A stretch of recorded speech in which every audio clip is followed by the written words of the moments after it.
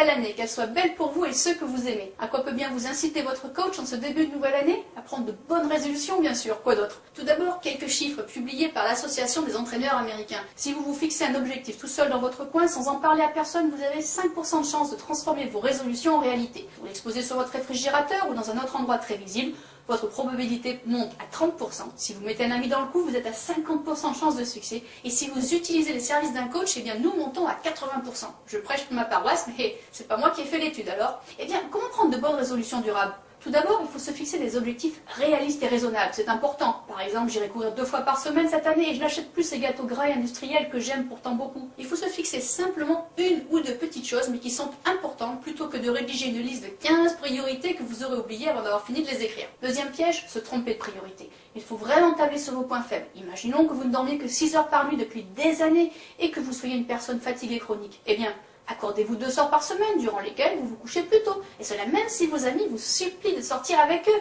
ou si votre travail n'est pas terminé. La personne la plus importante sur Terre, c'est vous. Donc on vise des points essentiels pour notre santé qui auront des répercussions sur tout le reste. Dernier piège à éviter, les bonnes résolutions qui ne tiennent même pas le premier mois. Pour cela, une seule solution, la méthode post-it. Vous écrivez vos quelques excellentes et merveilleuses résolutions sur un post-it que vous collez aux endroits stratégiques du genre porte de réfrigérateur ou encore casier à chaussures de sport. Et voilà, le tour est joué. À vous, à bientôt.